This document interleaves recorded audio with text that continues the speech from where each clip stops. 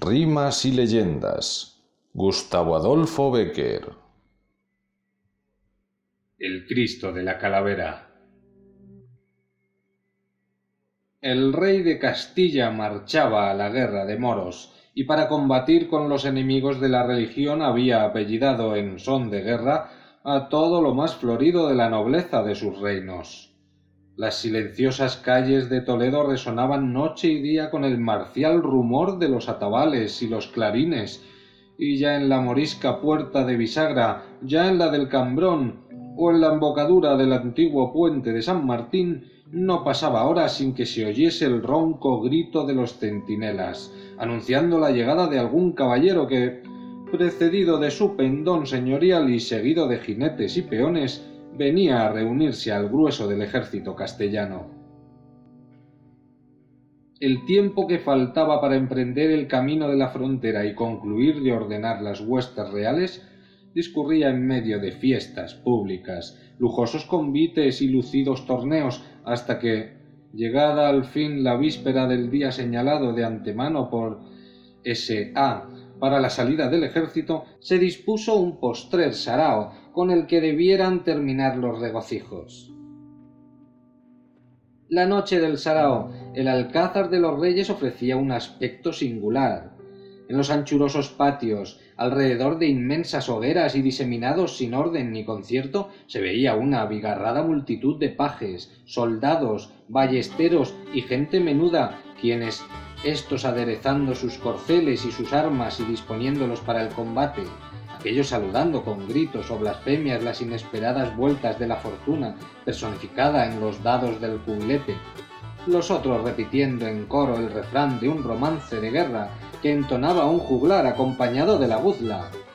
los de más allá comprando a un romero conchas, cruces y cintas tocadas en el sepulcro de Santiago, o riendo con locas carcajadas de los chistes de un bufón, o ensayando en los clarines el aire bélico para entrar en la pelea, propio de sus señores, o refiriendo antiguas historias de caballerías o aventuras de amor, o milagros recientemente acaecidos, formaban un infernal y atronador conjunto imposible de pintar con palabras.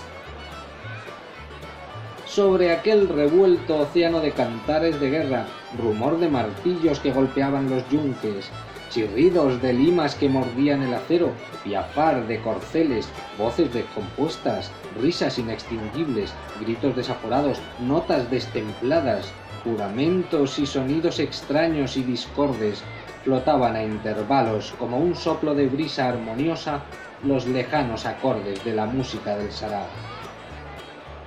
Este, que tenía lugar en los salones que formaban el segundo cuerpo del alcázar, ofrecía a su vez un cuadro, si no tan fantástico y caprichoso, más deslumbrador y magnífico. Por las extensas galerías que se prolongan a lo lejos formando un intrincado laberinto de pilastras esbeltas y ojivas caladas y ligeras como el encaje, por los espaciosos salones vestidos de tapices, donde la seda y el oro habían representado con 1000 colores diversas escenas de amor, de caza y de guerra, y adornados con trofeos de armas y escudos, sobre los cuales vertían un mar de chispeante luz un sinnúmero de lámparas y candelabros de bronce, plata y oro, colgadas aquellas de las altísimas bóvedas y enclavados estos en los gruesos sillares de los muros. Por todas partes a donde se volvían los ojos, se veía oscilar y agitarse en distintas direcciones una nube de damas hermosas con ricas vestiduras chapadas en oro, redes de perlas aprisionando sus rizos, joyas de rubíes llameando sobre su seno, plumas sujetas en vaporoso cerco o un mango de marfil colgadas del puño, y rostrillos de blancos encajes que acariciaban sus mejillas, o alegres turbas de galanes con talabartes de terciopelo, justillos de brocado y calzas de seda, borceguíes de tafilete, capotillos de mangas perdidas y caperuza, puñales con pomo de filigrana y estoques de corte bruñidos, delgados y ligeros. Pero entre esta juventud brillante y deslumbradora, que los ancianos miraban desfilar con una sonrisa de gozo, sentados en los altos sitiales de alerce que rodeaban el estrado real, llamaba la atención, por su belleza incomparable, una mujer aclamada reina de la hermosura en todos los torneos y las cortes de amor de la época, cuyos colores habían adoptado por emblema los caballeros más valientes, cuyos encantos eran asunto de las copias de los trovadores más versados en la ciencia del gai saber, a la que se volvían con asombro todas las miradas, por la que suspiraban en secreto todos los corazones, alrededor de la cual se veían agruparse con afán, como vasallos humildes en torno de su señora, los más ilustres vástagos de la nobleza toledana, reunida en el sarao de aquella noche. Los que asistían de continuo a formar el séquito de presuntos galanes de doña Inés de Tordesillas, que tal era el nombre de esta celebrada hermosura, a pesar de su carácter altivo y desdeñoso, no desmayaban jamás en sus pretensiones, y éste, animado con una sonrisa que había creído adivinar en sus labios, aquel con una mirada benévola que juzgaba haber sorprendido en sus ojos, el otro con una palabra lisonjera, un ligerísimo favor o una promesa remota, cada cual esperaba en silencio ser el preferido. Sin embargo, entre todos ellos había dos que más particularmente se distinguían por su asiduidad y rendimiento, dos que al parecer, si no los predilectos de la hermosa, podrían calificarse de los más adelantados en el camino de su corazón. Estos dos caballeros, iguales en cuna, valor y nobles prendas, servidores de un mismo rey y pretendientes de una misma dama, llamábanse Alonso de Carrillo el uno y el otro Lope de Sandoval. Ambos habían nacido en Toledo, juntos habían hecho sus primeras armas, y en un mismo día, al encontrarse sus ojos con los de doña Inés, se sintieron poseídos de un secreto y ardiente amor por ella, amor que germinó algún tiempo retraído y silencioso, pero que al cabo comenzaba a descubrirse y a dar involuntarias señales en existencia en sus acciones y discursos. En los torneos del zocodover, en los juegos florales de la corte, siempre que se les había presentado coyuntura para rivalizar entre sí en gallardía o donaire, la habían aprovechado con afán ambos caballeros, ansiosos de distinguirse a los ojos de su dama. Y aquella noche, impelidos sin duda por un mismo afán, trocando los hierros por las plumas y las mallas por los brocados y la seda, de pie junto al sitial donde ella se reclinó un instante después de haber dado una vuelta por los salones, comenzaron una elegante lucha de frases enamoradas e ingeniosas o epigramas embozados y agudos. Los astros menores de esta brillante constelación, formando un dorado semicírculo en torno de ambos galanes, reían y esforzaban las delicadas burlas, y la hermosa, objeto de aquel torneo de palabras, aprobaba con una imperceptible sonrisa los conceptos escogidos o llenos de intención que ora salían de los labios de sus adoradores como una ligera onda de perfume que halagaba su vanidad, ora partían como una saeta aguda que iba a buscar para clavarse en él el punto más vulnerable del contrario,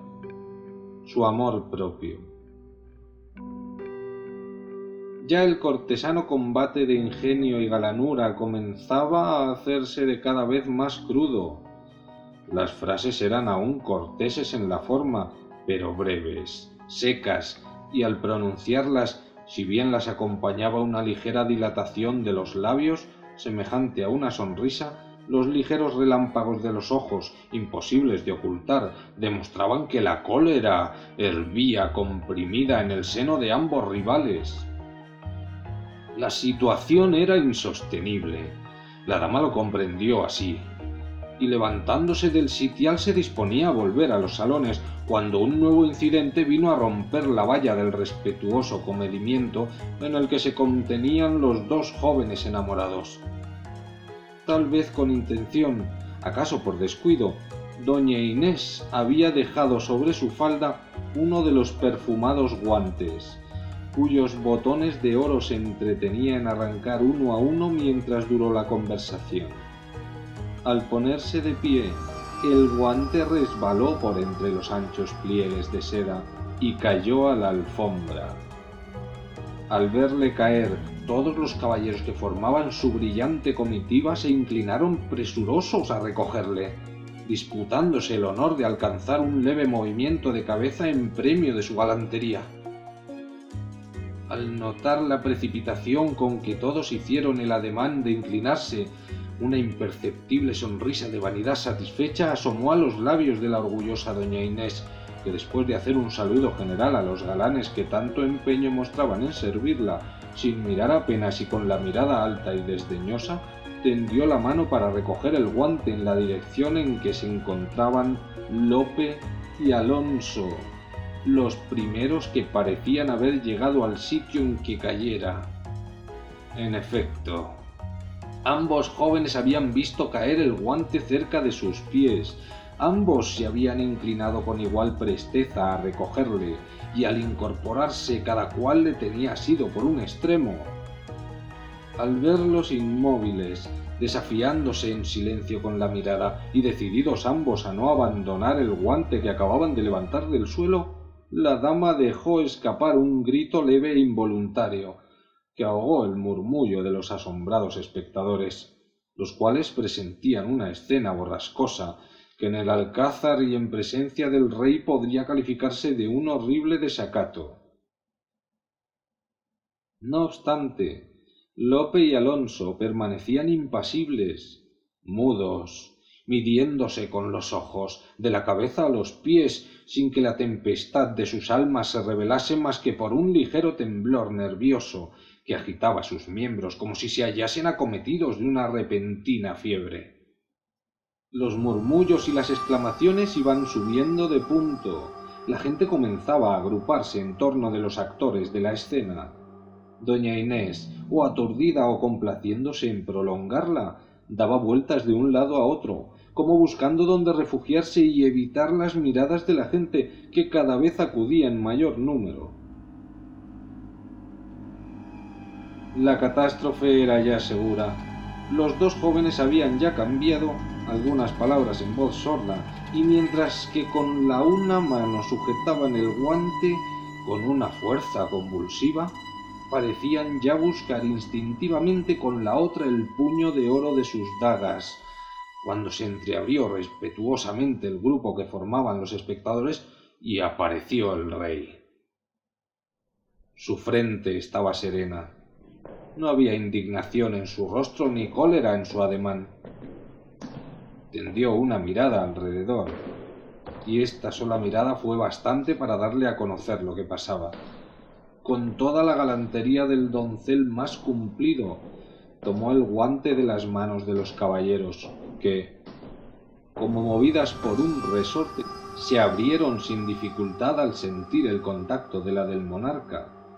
y volviéndose a doña Inés de Tordesillas, que apoyada en el brazo de una dueña parecía próxima a desmayarse, exclamó, presentándolo con acento, aunque templado, firme: «Tomad, señora, y cuidad de no dejarle caer en otra ocasión donde al devolvérsele os lo devuelva manchado en sangre». Cuando el rey terminó de decir estas palabras, doña Inés, no acertaremos a decir si a impulsos de la emoción o por salir más airosa del paso, se había desvanecido en brazos de los que la rodeaban. Alonso y Lope, el uno estrujando en silencio entre sus manos el birrete de terciopelo, cuya pluma arrastraba por la alfombra, y el otro, mordiéndose los labios hasta hacerse brotar la sangre, se clavaron una mirada tenaz e intensa. Una mirada en aquel lance equivalía a un bofetón, a un guante arrojado al rostro, a un desafío a muerte.